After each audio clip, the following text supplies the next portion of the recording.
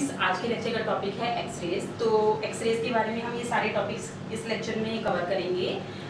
क्या इंट्रोडक्शन है और properties of X rays, X ray spectrum continuous होता है, कैरेक्टरिस्टिक, इन दोनों के बारे में स्टडी करेंगे।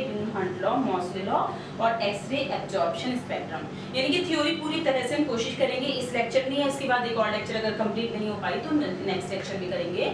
और उसके बाद हम इसके न्यूमेरिकल करेंगे जो IIT जैम या जेस्ट या जो भी नेट के एग्जाम में आते हैं उससे रिलेटेड उस लेवल के क्वेश्चन भी सॉल्व करेंगे। तो फ्रेंड्स, सबसे पहले हम एक्सरेज के बारे में पढ़ते हैं कि एक्सरेज होती क्या है। ये एक इलेक्ट्रोमैग्नेटिक रेडिएशन है, क्योंकि जब ये डिस्कवर हो गई उसके बाद पता चला कि ये इलेक्ट्रोमैग्नेटिक रेडिएशन है। और ये किसने डिस्कवर की थी? रॉन्गटन ने। रॉन्गटन ने जब कैथोड रेज के बारे में स्टडी करे थे, कूलिज ट्यूब में कैथोड रेज की डिस्कवरी हो गई थी, तो उन रेज को ही स्टडी किया जा रहा था, जिसे पता चला था कैथोड रे के थ्रू ही तो पता चला था ना कि इलेक्ट्रॉन एग्जिस्ट करता है। तो जब उन्होंने कैथोड रे की स्टडी की तो उन्हें पता चला कि कुछ डिफरेंट टाइप की रेज भी निकल रही हैं जो हाईली एनर्जेटिक हैं। ठीक है, उन रेज को रॉन्गटन रेज के नाम से जाना जाता था उस समय। बाद में जब पूरी तरह से पता चला कि ये किस तरह की रेज हैं तो इन्हें नाम दिया गया एक्स रेज का। ठीक है, तो ये भी इलेक्ट्रोमैग्नेटिक रेडिएशन होता है। इलेक्ट्रोमैग्नेटिक रेडिएशन में कई बार आपको डिस्कस कर चुकी हूँ मेरे बहुत सारे लेक्चर्स में, लेकिन इस लेक्चर में आपको थोड़ा सा और बता देती हूँ, क्योंकि इसकी बेसिकली जो एक्स रेज हैं वो इलेक्ट्रोमैग्नेटिक रेडिएशन है। तो वो आपको क्लियर होना चाहिए कि इलेक्ट्रोमैग्नेटिक रेडिएशन क्या होता है। आपको पता है जब भी कोई चार्ज पार्टिकल एक्सेलरेट होता है, ठीक है, तो उसकी वजह से इलेक्ट्रिक फील्ड और मैग्नेटिक फील्ड जनरेट होता है। तो इलेक्ट्रिक और मैग्नेटिक फील्ड चलता है स्पेस में परपेंडिकुलर, मतलब वेव्स तो चलेंगी सीधी और उसके परपेंडिकुलर इलेक्ट्रिक और मैग्नेटिक फील्ड ट्रेवल करता है। तो इस तरह की रेस को आप इलेक्ट्रोमैग्नेटिक रेस या इलेक्ट्रोमैग्नेटिक रेडिएशन बोलते हैं। और आपको पता है ये डिफरेंट नाम से जाना जाता है। इसमें पूरा एक रेंज है इलेक्ट्रोमैग्नेटिक रेडिएशन की, जिसमें अगर आप low wavelength to high wavelength, large wavelength की बात करें, या आप कहते हैं फ्रीक्वेंसीज का उल्टा है, high frequency to low frequency. तो आपको इलेक्ट्रोमैग्नेटिक स्पेक्ट्रम पता है कि लो वेवलेंथ किसकी होती है? Gamma rays, X rays. अलग अलग जैसे जैसे डिस्कवर होते रहे, हर एक रेज का ओरिजिन अलग अलग है। ठीक है, गामा रेज न्यूक्लियस से निकलती हैं, ठीक है, उसका ओरिजिन न्यूक्लियस है। जो एक्स रेज होती हैं वो हाईली एक्सेलरेटेड इलेक्ट्रॉन जब टारगेट, किसी हैवी टारगेट मटेरियल के ऊपर इंसिडेंट होता है तो उससे एक्स रेज प्रोड्यूस होती हैं। ठीक है, उसके बाद आपका हो गया अल्ट्रावायलेट रेज, सन से आती है ही आपको। सन में जो प्रोसेस होता है, नेचुरल सोर्स है सन, अल्ट्रावायलेट रेज का। और विजिबल, ये रीजन बहुत छोटा सा होता है। ठीक है, लो वेवलेंथ की बात कर रहे हैं इधर तो 400 टू 700 नैनोमीटर। तो ये छोटा सा आपका विजिबल रीजन वाला है, जिसमें आपके सारे कलर होते हैं। ठीक है ना, तो हमें वाइट कलर का दिखाई देता है, मिक्स सारे कलर होते हैं। इधर की साइड जितना लो वेव है ये आपका वायलेट कलर है, ये रेड कलर है। तो इसके बाद आपका आ गया इंफ्रारेड, फिर आपके बाद आ गया माइक्रोवेव रीजन, उसके बाद आपका आ गया रेडियो वेव्स। ठीक है, इसे आप हटा देते हैं क्योंकि ये तो 1 2 3 4 5 6 7 और लगभग 7 इसके पार्ट हमने इलेक्ट्रोमैग्नेटिक स्पेक्ट्रम के 7 पार्ट में डिवाइड कर दिया है। सबका ओरिजिन डिफरेंट है। रेडियो फ्रीक्वेंसी अलग तरीके से जनरेट होती है, माइक्रोवेव अलग तरह से, इंफ्रारेड अलग तरह से, विजिबल और अल्ट्रावायलेट का अलग सोर्स है। हम मेनली एक्स रेज के बारे में यहाँ डिस्कस कर रहे हैं, जो कि कैसे प्रोड्यूस है? Highly accelerated electron. जब हाईली एक्सेलरेटेड इलेक्ट्रॉन रुकते हैं, स्टॉप होते हैं किसी हैवी एटॉमिक नंबर के टारगेट से, तो एक्स रेज प्रोड्यूस होती हैं। ठीक है, अभी हम देखेंगे कैसे होती है। तो ये तो एक्स रेज का इंट्रोडक्शन है। जो एक्स रेज की जो वेवलेंथ होती है, वेवलेंथ ऑफ एक्स रेज कहां से कहां तक होती है? लगभग 1 एंगस्ट्रॉम टू 10 एंगस्ट्रॉम होता है। लेकिन ये चीज ध्यान रखनी है फ्रेंड्स आपको कि ये एकदम शार्प रीजन नहीं है कि 1 से नीचे नहीं हो सकती और 10 से ऊपर नहीं हो सकती है। ये मर्ज किया हुआ होता है। जैसे ये लो वेवलेंथ वाला रीजन है ना, तो एक्स रेज में भी थोड़ी सी गामा रेज में भी इसका थोड़ा सा रीजन ओवरलैप किया हुआ होता है और अल्ट्रा वायलेट में भी थोड़ा रीजन ओवरलैप किया हुआ होता है। तो इसीलिए इनकी शार्प बाउंड्री नहीं है कि 10 एंगस्ट्रॉम के बाद सीधे अल्ट्रा वायलेट हो गया है या 1 एंगस्ट्रॉम की इधर की साइड सीधे गामा रीजन शुरू हो गया है। तो थोड़ा सा इधर उधर हो सकता है, 0.1 एंगस्ट्रॉम भी हो सकता है एक्सरेज की वेवलेंथ। ठीक है, ये चीज समझ में आई है कि शार्प बाउंड्रीज नहीं है, ये ओवरलैप की हुई है गामा रीजन से भी और इधर की साइड अल्ट्रा वायलेट रीजन से। तो इस तरह से आप मान सकते हैं ये भी एक्सरेज हैं और ये भी एक्सरेज हैं। ठीक है, तो ये इंट्रोडक्शन हो गया है एक्सरेज का। अब हम बात करते हैं प्रॉपर्टीज ऑफ एक्सरेज। जब एक्सरेज को डिस्कवर कर लिया राउंगटन ने तो उनकी प्रॉपर्टीज देखी गई कि किस किस तरह का बिहेवियर कर रही हैं। जब इसको इलेक्ट्रिक एंड मैग्नेटिक फील्ड में मूव कराया गया एक्सरेज को तो ये डिफ्लेक्ट नहीं हुई। इसका मतलब है कि एक्सरेज में किसी भी तरह का कोई चार्ज पार्टिकल नहीं है। अगर चार्ज पार्टिकल होता तो इलेक्ट्रिक फील्ड लगाने पे डिफ्लेक्ट होता या मैग्नेटिक फील्ड लगाने से डिफ्लेक्ट होता।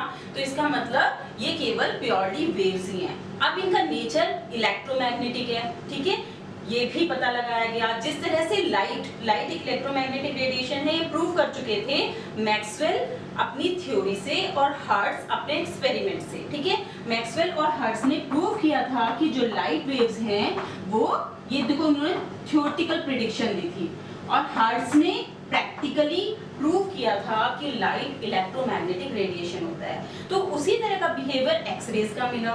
दैट मींस कि एक्सरेज भी इलेक्ट्रोमैग्नेटिक कैरेक्टर की हैं। उसके बाद इनको देखा गया कि ये सीधी लाइनें चलती हैं।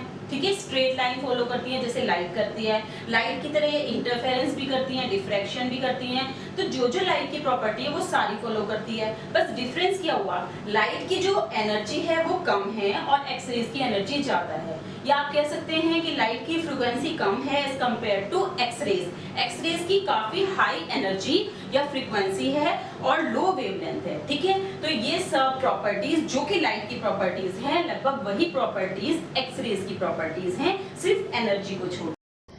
देखिए मैंने प्रॉपर्टीज लिख दी हैं इसकी, तो वो आप नोट डाउन भी कर सकते हैं कि X-rays are not deflected by electric and magnetic field। ठीक है, इसका मतलब क्या हुआ कि which shows that they do not consist of charge particle। क्योंकि इलेक्ट्रिक और मैग्नेटिक फील्ड में डिफ्लेक्ट नहीं हो रही है तो इसका मतलब एक्सरेज के अंदर किसी भी तरह का कोई चार्ज पार्टिकल नहीं है। Secondly, they are electromagnetic radiation of very short wavelength, 1 angstrom के अप्रॉक्स। ठीक है ना, वैसे तो इसकी रेंज ज्यादा होती है लेकिन मिनिमम 1 एंगस्ट्रॉम या इससे भी थोड़ा कम हो जाती है। तो बहुत शॉर्ट वेवलेंथ की ये वेव्स होती हैं। Third, they travel in straight lines with velocity 3 × 10⁸ metre per second. Light की स्पीड कितनी है? 3 × 10⁸ मीटर पर सेकेंड। एक्सरेज की भी, यानी जितने भी इलेक्ट्रोमैग्नेटिक रेडिएशन जो मैंने अभी आपको स्पेक्ट्रम बताया था उसमें जितने भी रेडिएशन है, इलेक्ट्रोमैग्नेटिक रेडिएशन, सब सेम स्पीड से ही ट्रेवल करते हैं और इनकी स्पीड कितनी होती है? 3 × 10⁸ metre per second in vacuum. ये चीज ध्यान रखनी है, ये स्पीड जो होती है वैक्यूम में होती है। मटेरियल में जैसे ही एंटर करते हैं तो स्पीड भी चेंज हो जाती है इलेक्ट्रोमैग्नेटिक रेडिएशन की। फोर्थ है, X-rays ionize the gas through which they pass. अब किसी भी गैस से पास होते हैं तो उसको आयोनाइज करते हैं। Highly penetrating can pass through would, मतलब इतनी ज्यादा पेनिट्रेटिंग है कि लाइट अगर वुड पे डालते हैं तो उसके लिए वुड कैसा होता है? ओपेक होता है, क्योंकि वो लाइट को पास नहीं करता अपने अंदर से। लेकिन एक्सरेज वुड से आपकी टिश्यू से भी पास हो जाती है, लेकिन लाइट तो आपकी टिश्यू से पास नहीं हो रही है, इसीलिए आपको दिखाई नहीं दे रहा है इसकी, मतलब ये आपको ओपेक दिखाई दे रही है ना। तो ये जो एक्सरेज होती हैं हाईली एनर्जेटिक हैं, ये पास हो जाती हैं किससे? Would say. बहुत सारी चीजें मेटल से पास नहीं होती हैं। तो जब भी एक्सरेज होता है, एक्सरे कराया जाता है बॉडी का, तो उसमें अगर मेटल की रोड पड़ी होती है कहीं या मेटल का कुछ भी एलिमेंट होता है तो एक्सरेज में वो आ जाता है, क्योंकि उससे पास नहीं होती है, बोन से पास नहीं होती है। इसीलिए, क्योंकि आप हार्ड एक्सरे, जब भी एक्सरे आप डालते हो बॉडी के ऊपर, वैसे तो बहुत हार्मफुल होता है टिश्यूज के लिए, तो क्या होता है कि जैसे ही एक्सरेज आपने एक्सपोज की तो बोन से तो जाएगा नहीं, टिश्यू से पास हो जाएगा, तो बोन का एक इमेज बन जाता है और उस इमेज के थ्रू पता चल जाता है कि बोन में कहीं फ्रैक्चर है या नहीं है। ठीक है, ऐसे ही आजकल सीटी स्कैन होता है। सीटी स्कैन में भी एक्सरेज यूज की जाती है, लेकिन 3D पिक्चर बनाई जाती है जिससे टिश्यूज का भी पूरा का पूरा स्ट्रक्चर आ जाए। नंबर 6 पॉइंट है कि X ray shows diffraction, interference and polarisation. तो आपको पता है जिस तरह से लाइट ये सारे इफेक्ट को शो करती है, diffraction pattern, interference pattern and polarisation, इसी तरह से एक्सरेज भी इन सबको शो करती है, इन सब फिनोमिना को एग्जिबिट करती है। नंबर 7 है produce photo electric effect. X rays photo electric effect को प्रोड्यूस करती है। जिस तरह से लाइट से फोटो इलेक्ट्रिक इफेक्ट होता है, और ये भी पता चलता है कि जो लाइट की एनर्जी है वो क्वांटाइज्ड है, यानी कि छोटे छोटे एनर्जी पैकेट्स की फॉर्म में, जिन्हें आप फोटॉन्स बोलते हैं। इस तरह एक्सरेज की एनर्जी भी क्वांटाइज्ड है। बस लाइट और एक्सरेज की जो पैकेट हैं उन्हें अंतर क्या है कि विजिबल लाइट जो है उसकी एनर्जी, उनके पैकेट्स की एनर्जी कम होती है, और एक्स रेज के पैकेट्स की एनर्जी ज़्यादा होती है, क्योंकि आपको पता है E = NH न्यू होता है, क्योंकि न्यू फॉर एक्सरे लार्ज होता है। आप पता है ना कि वेवलेंथ कम होती है, तो न्यू लार्ज है तो इसकी एनर्जी भी ज़्यादा होगी, तो यानी कि हायर एनर्जी के फोटॉन्स होंगे एक्सरेज के अंदर। ठीक है, देखिए फ्रेंड्स, जब एक्सरे स्पेक्ट्रा की बात होती है कि एक्सरे स्पेक्ट्रा को किस तरह से, मतलब हम डायग्राम बनाएं, इंटेंसिटी वर्सेस वेवलेंथ, यानी जो आपको रेज मिल रही थी, रॉन्गटन ने जो रेज देखी, एक्सरेज जिनका नाम दिया गया, या रॉन्गटन रेज जिनका नाम दिया गया, उन रेज को वेवलेंथ वर्सेस इंटेंसिटी जब प्लॉट किया गया तो देखा गया कि ये कुछ इस तरह का ग्राफ आ रहा था। ठीक है, ये ग्राफ ऐसे, ये ध्यान रखना है, ये जो पीक है वो यहाँ है और इसकी पीक आगे शिफ्ट हो गई है, और ये इस तरह से, समझ रहे हैं आप मेरी बात। जैसे जैसे अब ये कैसे बढ़ रहा है, सेम टारगेट के लिए, अगर हम सेम टारगेट की बात कर रहे हैं, और अगर हम एक्सेलरेटेड इलेक्ट्रॉन की एनर्जी बढ़ाते हैं, और एनर्जी कैसे बढ़ेगी, जब आप वोल्टेज को या पोटेंशियल डिफरेंस को इंक्रीज करेंगे, तो देखा गया कि 20 किलोवोल्ट, फिर 30 किलोवोल्ट, 40 किलोवोल्ट, जैसे जैसे आप वोल्टेज इंक्रीज करते चले जा रहे हैं, तो इस तरह से जो आपका ग्राफ है वो इस तरीके से शॉर्टर वेवलेंथ की तरफ बढ़ता जा रहा है। कम वेवलेंथ भी आपको मिलती जा रही है, इससे कम तो नहीं मिल रही, इससे नीचे, इससे कम वेवलेंथ का आपको नहीं मिल रहा है। लेकिन आपने देखा कि 20 वोल्ट पे ये लैम्डा मिनिमम है, ये आपका 30 वोल्ट की कॉरस्पॉन्ड है। जैसे जैसे वोल्टेज बढ़ा रहे हैं, लैम्डा मिनिमम की वैल्यू कम होती चली जा रही है, लैम्डा की वैल्यू कम होती चली जा रही है ना, यानी कि लो वेवलेंथ की तरफ शिफ्ट होता चला जा रहा है। तो जब हमने स्पेक्ट्रम को, एक्सरे स्पेक्ट्रम को स्टडी किया, तो कुछ इस तरह का ग्राफ आया वेवलेंथ वर्सेस इंटेंसिटी के बीच में। इंटेंसिटी आपको पता है दो तरीके से डिफाइन होती है। क्लासिकली अगर आप इंटेंसिटी को डिफाइन करते हैं तो आप बताते हैं कि किसी भी सरफेस एरिया ए पे जो एनर्जी है पर unit area per unit time, लेकिन ध्यान रखना है कि जो आपका एरिया है ये परपेंडिकुलर टू जो इंसिडेंट रेडिएशन है इसके परपेंडिकुलर होना चाहिए। अगर एरिया ऐसे है आपका, तो आप क्या करते हैं, इसका इस डायरेक्शन में कंपोनेंट निकालते हैं एरिया का, a cos थीटा। तो इससे डिफाइन होती है intensity of radiation falling per unit area per unit time. ये तो आपने क्लासिकली डिफाइन करते ही हैं किसी भी वेव्स के लिए, और क्वांटम मैकेनिकली आप बताते हैं intensity is equal to number of photons या energy packet falling per unit area per unit time. ये इंटेंसिटी डिफाइन होती है क्वांटम मैकेनिकली, क्योंकि क्वांटम मैकेनिक्स में आप रेडिएशन को क्वांटाइज मानते हो, एनर्जी के पैकेट्स मानते हो। तो अगर पर unit area per unit time n number of photons incident हो रहे हैं, तो वो बताता है कितना इंटेंसिटी है। चलिए, ये तो बात इंटेंसिटी की हो गई है।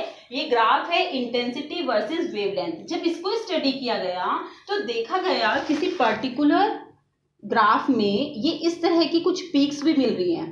तो यानी कि जो टोटल ग्राफ है, टोटल स्पेक्ट्रम है एक्स रेज के लिए, वो दो तरह से डिफाइन किया जा सकता है। एक तो कंटिन्यूअस स्पेक्ट्रा, कंटिन्यूअस का मतलब तो आपको पता ही है कि सारी की सारी वेवलेंथ आपको कंटिन्यूअसली मिल रही हैं, ठीक है। और एक है कैरेक्टरिस्टिक स्पेक्ट्रा, जिसमें ये किसी एक पर्टिकुलर वेवलेंथ पे एकदम शार्प लाइन मिल रही है, यानी इनकी इंटेंसिटी बहुत ज़्यादा है, मोर इंटेंस लाइन मिल रही है। तो इस तरह की जो रेज होती हैं इनको आप कैरेक्टरिस्टिक एक्स रेज बोलते हो। तो पहले हम वन बाय वन इन दोनों के बारे में पढ़ेंगे कि what is continuous X ray spectra and what is characteristic X ray spectrum. तो इसको हटा देते हैं ग्राफ को, इसको हम दोबारा से फिर प्लॉट कर लेंगे। देखिए आपको मैंने अभी बताया कि कुलिज ट्यूब ली, ठीक है, उसमें फिलामेंट है, फिलामेंट को गर्म किया गया, ठीक है। कुलिज ट्यूब आपकी इस तरह की होती है, आपने पहले भी पढ़ी होगी। और यहाँ पे कुलिज ट्यूब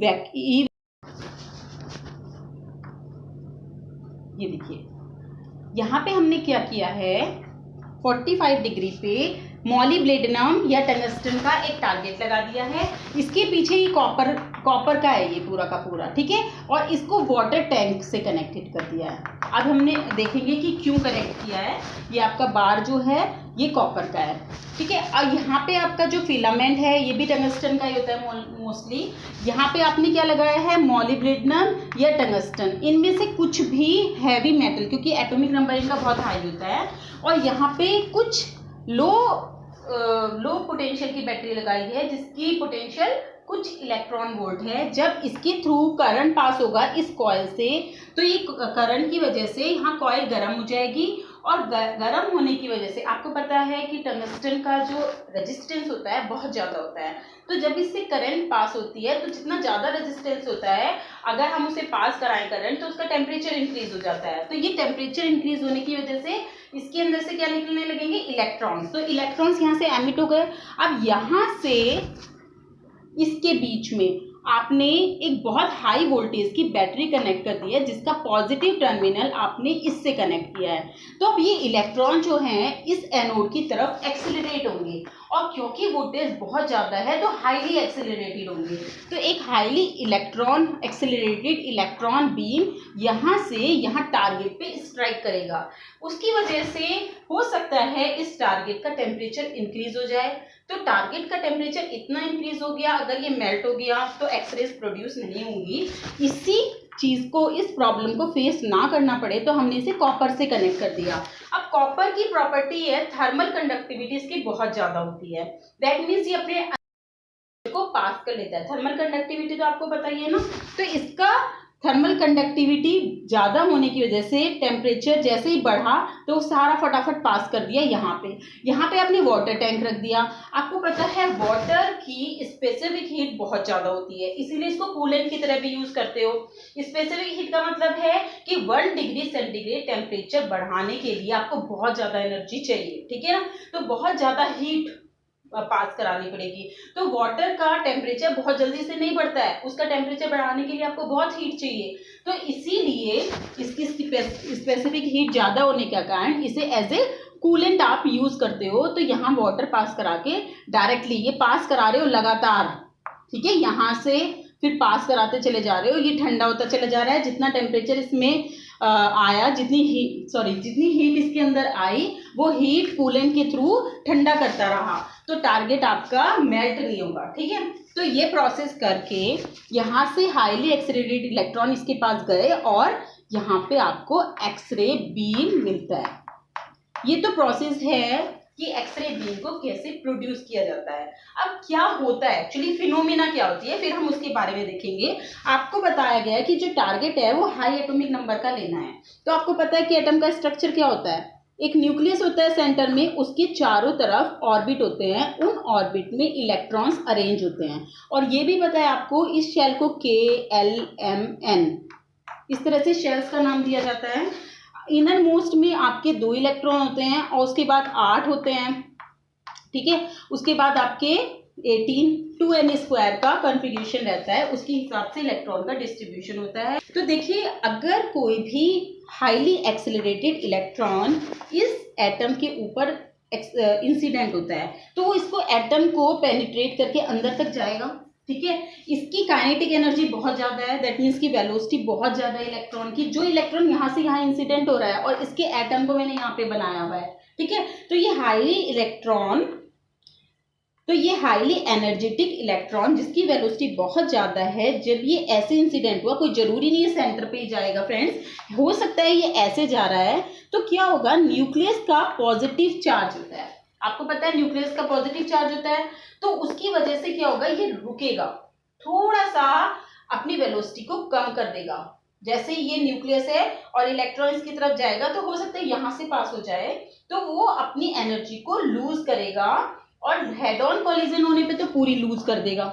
ठीक है, ये न्यूक्लियस है और इलेक्ट्रॉन बिल्कुल इसके सामने गया तो हो सकता है कि पूरी की पूरी एनर्जी ये लूज कर दे, और अगर इसके पास से गया है तो डिफ्लेक्ट हो जाएगा, थोड़ी एनर्जी को लूज करेगा। जैसे आपने अल्फा पार्टिकल स्कैटरिंग पे पढ़ी है ना, तो उसमें भी आपने इसी तरह का डिफ्लेक्शन देखा था। तो इस तरह के प्रोसेस को बोलते हैं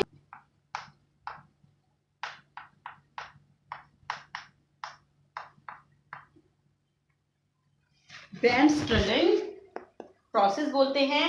और इस ब्रैम-स्टर्लिंग प्रोसेस का मतलब होता है ब्रेकिंग रेडिएशन। ब्रेकिंग रेडिएशन का मतलब है कि ये रेडिएशन जो है, इसकी एनर्जी जितनी भी थी वो लो हो जाएगी, वेलोसिटी हाई थी, लो वेलोसिटी से ये रिफ्लेक्ट हो गया है, और जितनी एनर्जी में कमी आई है उतनी एनर्जी का एक रेडिएशन या एक्सरे। ठीक है, एक्सरेज की एक्चुअली जो हाईली एनर्जेटिक इलेक्ट्रॉन्स हैं, जब वो डिफ्लेक्ट होते हैं हैवी एटॉमिक नंबर से, तो उनकी एनर्जी बहुत ज़्यादा होती है। जो एनर्जी में कमी हुई है ना, यहाँ पे एनर्जी मान लिया K = ½ mv² थी। ठीक है, ये तो आपको पता है ना, काइनेटिक एनर्जी थी इसकी। उसके बाद इसने कहा कि काइनेटिक एनर्जी ½ mv²² हुई, ये v1 है। तो इनकी वेलोसिटी में डिफरेंस आया, तो कुछ एनर्जी का लॉस हुआ है, तो वो जो लॉस है उतनी एनर्जी की इक्वल एनर्जी का एक रेडिएशन बाहर निकल जाता है, वो इलेक्ट्रोमैग्नेटिक रेडिएशन होता है, जिसे आप एक्सरेज बोलते हो। तो इसकी वेवलेंथ आपकी 1 एंगस्ट्रॉम टू 10 एंगस्ट्रॉम के बीच में लाई करती है, और इन रेज को एक्सरेज बोलते हैं। ठीक है, तो इस तरह से ब्रैम-स्टर्लिंग प्रोसेस के थ्रू ये प्रोसेस होता है। इस प्रोसेस को का मतलब है ब्रेकिंग रेडिएशन। ठीक है, एक्चुअली में दो कंडीशन हुई, एक में तो कम हो गई है एनर्जी, यहाँ से तेज ज्यादा एनर्जी से आ रहा था, डिफ्लेक्ट हो गया, कम एनर्जी से गया। और एक कंडीशन ये भी हो सकती है कि यहाँ से हेड ऑन कोलिजन हुआ, जितनी इलेक्ट्रॉन की एनर्जी थी वो जू की तू खत्म हो चुकी है, वो रुक गया है यहाँ पे आके, तो उसने अपनी पूरी एनर्जी का लॉस कर दिया है। तब उतनी एनर्जी, जितनी इलेक्ट्रॉन की एनर्जी थी उतनी एनर्जी का रेडिएशन बाहर निकल जाएगा। तो इस तरह से डिफरेंट इलेक्ट्रॉन डिफरेंट रेडिएशन को बाहर निकालेंगे, और उससे आपका, जब आपने रेडिएशन का स्पेक्ट्रम बनाया था वेवलेंथ वर्सेस इंटेंसिटी, तो आपने देखा था कंटिन्यूअस स्पेक्ट्रम मिल रहा था, तो आपको लगातार हर वेवलेंथ का रेडिएशन इसमें मिलता है, और यही इसका ओरिजिन है। ठीक है, ये जो ब्रैम-स्टर्लिंग प्रोसेस है, इसके थ्रू ही ये आपको कंटिन्यूअस स्पेक्ट्रम मिलता है। और इसमें आप देख रहे हो एक पर्टिकुलर वेवलेंथ से नीचे की वेवलेंथ नहीं मिलती। लैम्डा मिनिमम को डिफाइन करने के लिए ड्यून एंड हंट ने एक अपना फॉर्मूला दिया था। अब इस फॉर्मूले को भी डिस्कस करेंगे। देखिए, ड्यून एंड हंट ने इस जो मिनिमम वेवलेंथ है इसके लिए एक्सप्रेशन दिया था। मैंने आपको फोटो इलेक्ट्रिक इफेक्ट पढ़ाया था, आई थिंक आपको क्लियर होगा। उसमें फोटो इलेक्ट्रिक इफेक्ट में क्या होता था, रेडिएशन आप डालते थे किसी भी मेटल के ऊपर, और जब रेडिएशन मेटल से इंटरेक्ट करता था, और अगर रेडिएशन की फ्रीक्वेंसी मेटल के वर्क फंक्शन से ज़्यादा होती थी तो कुछ इलेक्ट्रॉन, या फिर इक्वल होती थी तो इलेक्ट्रॉन का एमिशन होता था, और जितनी एनर्जी वर्क फंक्शन से ज़्यादा है वो काइनेटिक एनर्जी देती थी इलेक्ट्रॉन को। ठीक है, तो फोटो इलेक्ट्रिक इफेक्ट आपने बताया, इक्वेशन बताई थी कि Hν = Hν0 plus kinetic energy. ये वर्क फंक्शन था, जितनी इलेक्ट्रॉन को वर्क फंक्शन, दैट मीन्स कि मेटल में से इलेक्ट्रॉन को निकलने में जितनी एनर्जी यूज हुई, एक फोटोन एक इलेक्ट्रॉन को निकाल सकता था। ठीक है, ये चीज ध्यान रखनी है। तो आपने कहा कि मान लिया n नंबर ऑफ फोटॉन्स डाले, तो इंटेंसिटी ऑफ रेडिएशन क्या है, Nhν। तो एक फोटोन ने जब स्ट्राइक किया तो मेटल के वर्क फंक्शन की इक्वल एनर्जी तो यूज हो गई है इलेक्ट्रॉन को मेटल से बाहर निकालने में, और बाकी की जो एनर्जी है वो उसको काइनेटिक एनर्जी प्रोवाइड करती थी। ये तो आपका फोटो इलेक्ट्रिक इफेक्ट है। आप देख रहे हैं कि एक्सरेज का इन्वर्स प्रोसेस हो रहा है। इसमें आप क्या कर रहे हो, मेटल का टारगेट ले रहे हो, चाहे वो इस तरह से लो या ऐसे लो। मेटल का जब आपने टारगेट लिया और इलेक्ट्रॉन्स को इसके ऊपर डाला, तो आपको क्या मिल रहे हैं, फोटॉन्स मिल रहे हैं। आप फोटॉन्स की एनर्जी बहुत ज़्यादा है तो आप उन्हें एक्सरे का नाम दे रहे हो। मिल तो रहे हैं फोटॉन, तो उल्टा हुआ फोटॉन्स डाले थे मेटल के सरफेस पे तो इलेक्ट्रॉन मिल रहे थे, यहाँ पे इलेक्ट्रॉन्स डाले हैं तो फोटॉन्स मिल रहे हैं। तो यानी कि ये वाली इक्वेशन इस पे भी एप्लीकेबल होनी चाहिए कि अगर इलेक्ट्रॉन की जो काइनेटिक एनर्जी है वो इज इक्वल टू होनी चाहिए जो इनकी फोटॉन्स की एनर्जी जो बाहर निकल रहे हैं minus h nu naught, h nu minus h nu naught, यही तो होना चाहिए ना कि kinetic energy is equal to this, इसमें प्रोसेस में अगर करें दिस, तो ये वर्क फंक्शन है। तो फ्रेंड्स इसमें आपको ध्यान रखना है कि जो वर्क फंक्शन होता है वो फ्यू इलेक्ट्रॉन वोल्ट ही होता है किसी भी मेटल के लिए, 2, 3, 4, 5, 10 इतने इलेक्ट्रॉन वोल्ट। लेकिन अगर आप इसकी बात करें ये एनर्जी बहुत ज़्यादा है, ये एनर्जी जो एक्सरेज की है वो बहुत ज़्यादा होती है, वो इलेक्ट्रॉन वोल्ट में नहीं होती, वो किलो इलेक्ट्रॉन वोल्ट में होती है। दैट मीन्स जो आपकी एक्सरेज मिली है वो लगभग 10 किलो इलेक्ट्रॉन वोल्ट होती है, और ये केवल आपकी 2 या 3 इलेक्ट्रॉन वोल्ट है, 2 to 3 इलेक्ट्रॉन वोल्ट, तो ये तो बहुत ही कम है ना, वर्क फंक्शन बहुत कम है एज कंपेयर टू एक्सरेज की एनर्जी के। तो आप ये मान के चलते हो कि जितनी इलेक्ट्रॉन की काइनेटिक एनर्जी है उसके इक्वल ही एनर्जी का आपका फोटोन मैक्सिमम एनर्जी जो हो सकती है फोटोन की वो इसके इक्वल हो सकती है। और आपको पता है काइनेटिक एनर्जी ऑफ इलेक्ट्रॉन कितना हुआ, 12mv², और इससे आपका कितनी मैक्सिमम एनर्जी का फोटोन निकलेगा या एक्सरे निकलेगी, वो आपकी हो गई एच न्यू, या हम कहते हैं Sc/λ, और लैम्डा मिनिमम, इतनी मिनिमम वेवलेंथ की आपको क्या मिलेगी, एक्सरे मिलेगी। तो lambda minimum is equal to हो जाएगा Hc/, और ये आपको पता है कि ये आपका E इंटू वी के इक्वल होता है, इलेक्ट्रॉन का चार्ज इंटू जितनी आपने उसको वोल्टेज दी है। तो इससे आप निकाल सकते हो 12mv² की वैल्यू, तो इसे आप EV से डिवाइड कर दो तो आपको मिल जाएगा जो ग्राफ है उस ग्राफ में लैम्डा m क्या आता है। ठीक है, आपने मान लिया 20 किलो इलेक्ट्रॉन वोल्ट की वोल्टेज दी है, तो उससे आपको मिनिमम कितनी वेवलेंथ का फोटोन मिलेगा वो आपको इस इक्वेशन से निकल सकता है। ये एकदम क्लियर है ना आपको कि इससे वर्क फंक्शन को हमने क्यों नेगलेक्ट किया है, क्योंकि ये बहुत कम है। हालांकि ये है, एग्जिस्ट करता है, लेकिन ये मान के चलते हैं कि नेग्लिजिबल है as compare to h nu, तो इसको नेगलेक्ट कर दिया आपने और इसकी हेल्प से लैम्डा मिनिमम की वैल्यू निकाली, और इसी को ही ड्यून-हंट लॉ बोलते हैं। ठीक है फ्रेंड्स, इसकी हेल्प से आप लैम्डा मिनिमम की वैल्यू निकाल सकते हैं। ये कंटिन्यूअस स्पेक्ट्रम के लिए ड्यून एंड हंट ने लॉ दिया था। अब हम बात करते हैं कैरेक्टरिस्टिक स्पेक्ट्रा कैसे मिलता है। देखिए फ्रेंड्स, मैंने अभी आपको कंटिन्यूअस स्पेक्ट्रम के बारे में तो बताया था कि कंटिन्यूअस स्पेक्ट्रम कैसे मिलता है।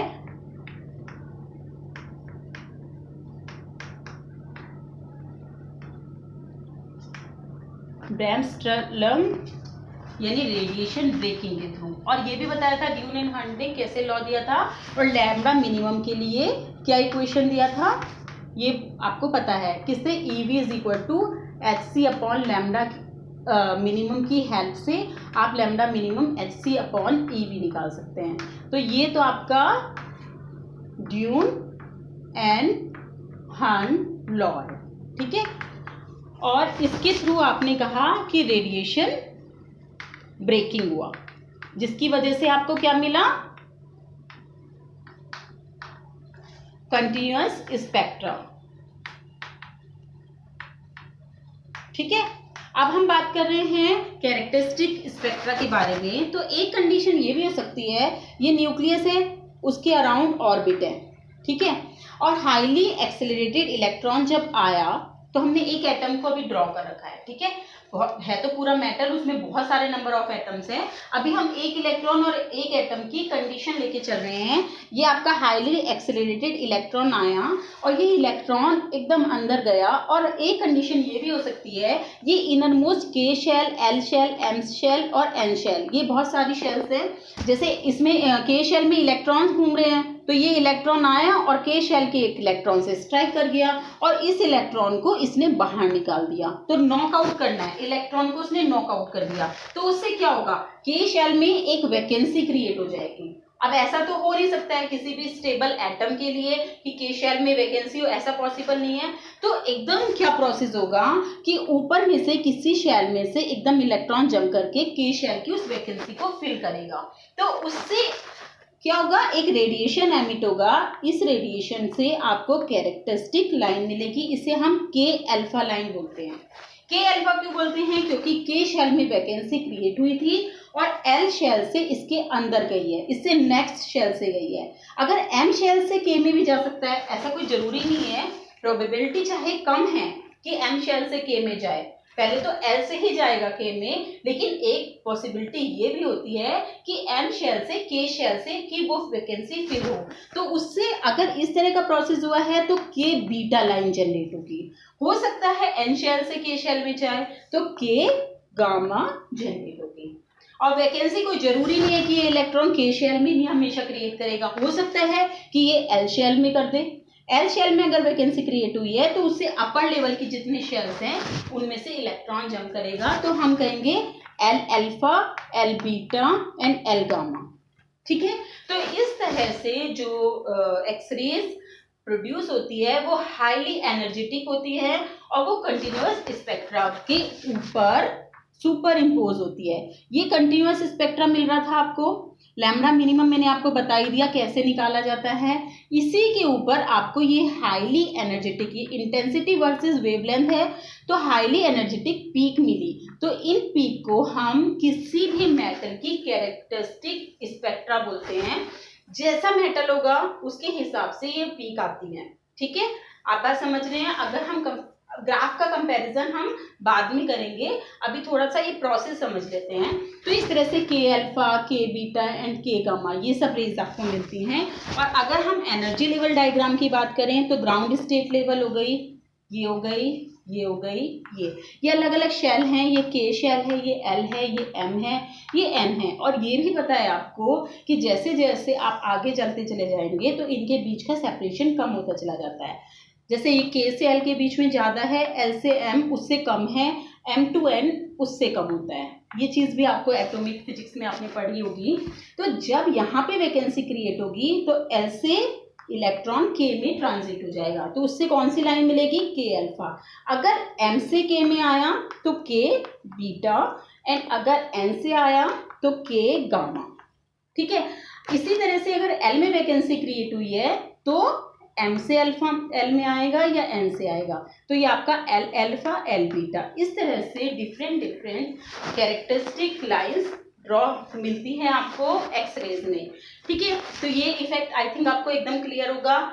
ये जो स्पेक्ट्रम है वो भी आपको क्लियर होगा। इसमें कंटिन्यूअस स्पेक्ट्रा कैसे जनरेट हुआ ये मैंने आपको बता दिया कि रेडिएशन के ब्रेक होने से जनरेट होता है। और सेकेंडली ये जो पीक्स मिलती हैं जो हाईली एनर्जेटिक होती हैं, जिन्हें हम हार्ड एक्सरे बोलते हैं, वो किसी भी मेटल की कैरेक्टरिस्टिक रेज होती हैं। यानी कि इन पीक्स के थ्रू हम ये भी बता सकते हैं कि वो मेटल कौन सा है। ठीक है, अगर आपके पास अननोन मेटल है, हाई एटॉमिक नंबर का है, लेकिन आपको नहीं पता है कि मेटल कौन सा है, तो अगर आप उसका एक्सरे स्पेक्ट्रा बनाते हैं तब आपको इस तरह की पीक्स मिलती हैं। इन पीक्स को हम कंपेयर करके ये पता लगा सकते हैं कि वो मेटल कौन का एटॉमिक नंबर क्या है। जो मॉसले लॉ दिया गया था वो इन्हीं कैरेक्टरिस्टिक एक्स रेज के लिए दिया गया था, वो मैं आपको बताती हूँ।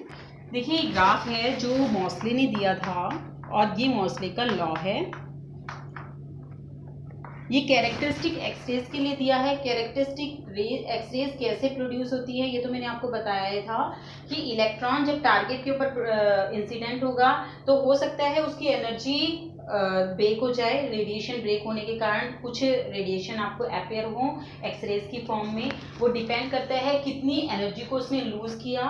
तो अगर मैक्सिमम एनर्जी लूज की तो आपको मिनिमम वेवलेंथ की एक्सरेज मिल जाती है। तो ये तो आपको कंटिन्यूअस एक्सरे का पैटर्न समझ में आ गया।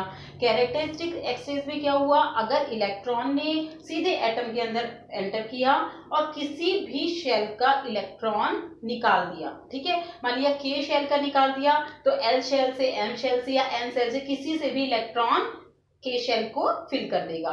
तो इस तरह से कौन सी रेज मिलेंगी आपको, के अल्फा लाइन की रेज मिलेंगी। उसके साथ आपको पता ही है कि अगर एल शेल से के शेल में गया है तो ऑब्वियसली एम से एल में जाएगा, ठीक है। तो इस तरह से आपको डिफरेंट डिफरेंट सीरीज मिलती हैं जो भी किसी भी मेटल की या किसी भी टारगेट की जो आपने यूज किया है उसकी कैरेक्टरिस्टिक को शो करता है।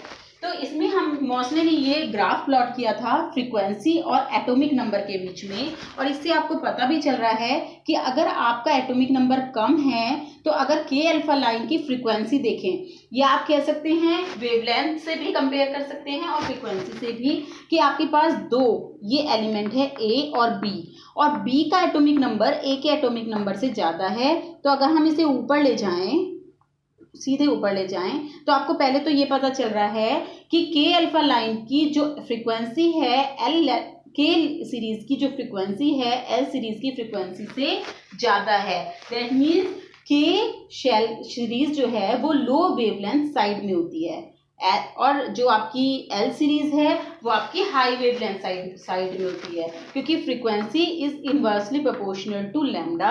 अगर ये हाई दिखा रहा है के लिए तो वेवलेंथ लो होगा। तो लो वेवलेंथ ये वाला ग्राफ आपने प्लॉट किया था ना, तो इसमें जब आपने ये कंटिन्यूअस एक्सरे स्पेक्ट्रा बनाया था तो के सीरीज कहाँ होगी, लो वेवलेंथ साइड में, यहाँ पे लो वेव, और ये आपकी के सीरीज होगी। एल सीरीज आपकी थोड़ी सी ज़्यादा वेवलेंथ की तरफ होगी। अगर इसी में आप फ्रीक्वेंसी बना लेते तो ये आपका इन्वर्ट भी हो जाता ग्राफ, तब उस कंडीशन में आपको के सीरीज उधर मिलती, एल सीरीज इधर मिलती, लेकिन आपका ये ग्राफ भी तो उल्टा हो जाता है ना, क्योंकि ये फ्रीक्वेंसी वर्सेस इंटेंसिटी ग्राफ होता है। सेकेंडली मैंने आपको बताया कि जो ये सीरीज होती हैं ये ग्रुप में ही होंगी, क्योंकि अगर आपने के शेल भर दी एल से में तो यहाँ पे वैकेंसी क्रिएट हो गई है, तो यहाँ पे आ जाएगा ये इलेक्ट्रॉन। फिर उससे ऊपर वाली, जब तक कि ये अंदर की सारी शेल भर नहीं जाएंगी तब तक ये लगातार अंदर वाले में जंप करता चला जाएगा इलेक्ट्रॉन। तो इसीलिए ये जो सीरीज आती हैं कैरेक्टरिस्टिक सीरीज, ये ग्रुप में ही होती हैं। तो मॉसले ने ये रिलेशन दिया था nu is equal to A Z minus B का होल स्क्वायर, जहाँ पे ए और बी कांस्टेंट है। ये भी हमें देखेंगे कि कौन से कांस्टेंट है। ये फ्रीक्वेंसी है रेडिएशन की और जेड एटॉमिक नंबर है, इनके बीच में ये रिलेशन दिया था। तो देखिए आपको पता है कि बोर का एटॉमिक मॉडल जब आपने पढ़ा होगा उसमें h nu is equal to R h c Z square 1/n1 square minus 1/n2 square, ये फॉर्मूला होता है फ्रीक्वेंसी का। जब इलेक्ट्रॉन n2 से n1 में जंप करता है, n1 आपका अंदर वाला ऑर्बिट होता है, n2 आपका बाहर वाला ऑर्बिट होता है, तो इसमें h आप हटा दो, ठीक है। तो nu frequency is equal to कितना हो गया, आर सी जेड स्क्वायर 1/, अब मान लिया आपकी जो इनर वाली ऑर्बिट है उसका एटॉमिक नंबर n, उसकी शेल नंबर है n स्क्वायर, और जो बाहर वाली है उसका p स्क्वायर। तो ये हो गया रिलेशन। तो देखिए फ्रेंड्स आप ध्यान रखिए कि जो जेड है, अब ये न्यूक्लियस है, ये ऑर्बिट है, यहाँ से तो जो के शेल है इससे तो इलेक्ट्रॉन बाहर ही जा चुका है, यहाँ पे तो एक वैकेंसी ही बन चुकी है। इस वैकेंसी को एल शेल का एक इलेक्ट्रॉन को फिल करना है, ठीक है। फिल करते हुए वो कुछ एनर्जी को लूज करेगा, वो आपको एक्सरेज की फॉर्म में निकलती है, ये रेडिएशन बाहर निकल रहा है। तो ये आपका कैरेक्टरिस्टिक के अल्फा लाइन को शो करेगा इस पर्टिकुलर केस के लिए। L2 केप जा रहा है ना, तो नेक्स्ट लेवल से आएगा तो अल्फा, तो के अल्फा को शो करेगा। तो हम इसी केस की अगर बात करें तो यहाँ पे हम मान लिया n इज इक्वल टू 2 लें और n इज इक्वल टू 1 लेंगे, ठीक है। अगर हम जनरलाइज कर रहे हैं तो हमने इसे n ले लिया, इसको p ले लिया, तो कोई प्रॉब्लम नहीं होनी चाहिए। तो अब ये इलेक्ट्रॉन जब यहाँ जंप करेगा तो यहाँ पे इस ऑर्बिट में एक इलेक्ट्रॉन तो प्रेजेंट है ही, और यहाँ पे न्यूक्लियर चार्ज है। इस न्यूक्लियर चार्ज की वजह से इलेक्ट्रॉन अंदर की तरफ अट्रैक्ट हो रहा है, लेकिन ये वाला जो इलेक्ट्रॉन है वो स्क्रीन कर रहा है, वो उसको अट्रैक्ट होने में जितना चार्ज मान लिया Ze, ये तो आपको पता है न्यूक्लियस का चार्ज होता है, इतना पॉजिटिव चार्ज न्यूक्लियस का इस इलेक्ट्रॉन को अपनी तरफ अट्रैक्ट हो रहा है, कर रहा है, तभी तो एल शेल से के शेल में जंप करेगा ये इलेक्ट्रॉन, लेकिन ये इलेक्ट्रॉन उसको स्क्रीन कर रहा है। तो टोटल चार्ज कितना अट्रैक्ट कर रहा है, जेड ई माइनस ई, तो हम कह सकते हैं जेड माइनस 1 इंटू ई। इतने चार्ज से इलेक्ट्रॉन इसको, ये जो फोर्स है, इलेक्ट्रिक फोर्स है, ये इलेक्ट्रॉन को अपनी तरफ अट्रैक्ट कर रहा है। तो हम क्या करेंगे, यहाँ पे जेड की जगह इफेक्टिव जो एटॉमिक नंबर है जेड माइनस 1 रखेंगे, ठीक है। तो अगर हम इसकी बात करें आर सी, इस पूरे क्वांटिटी को ए ले लें, तो ए माइनस ए इंटू जेड माइनस 1 का स्क्वायर। और ये पर्टिकुलर केस किसके लिए बताया मैंने, के अल्फा लाइन के लिए। अगर आप के बीटा लाइन की बात करेंगे तब उसमें यहां से इलेक्ट्रॉन जंप करना है यहाँ पे, तो अलग कंडीशन होगी। पर्टिकुलर के अल्फा लाइन के लिए हम ये केस ले रहे हैं, तब इफेक्टिव जो एटॉमिक नंबर होगा जेड माइनस 1 होगा।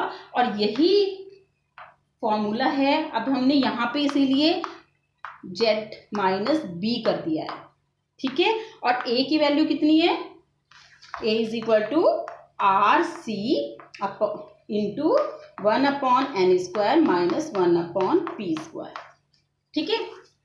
तो इसे हम ऐसे कर दें, ये तो एक कांस्टेंट है, स्क्वायर रूट में रखें या ऐसे रखें, तो ये मोसले का लॉ है। इसे ऐसे करके जब इसके और एटॉमिक नंबर के बीच में ग्राफ प्लॉट किया जाता है तो वो कुछ इस तरह का आता है, के और एल लाइंस, के और एल सीरीज के लिए।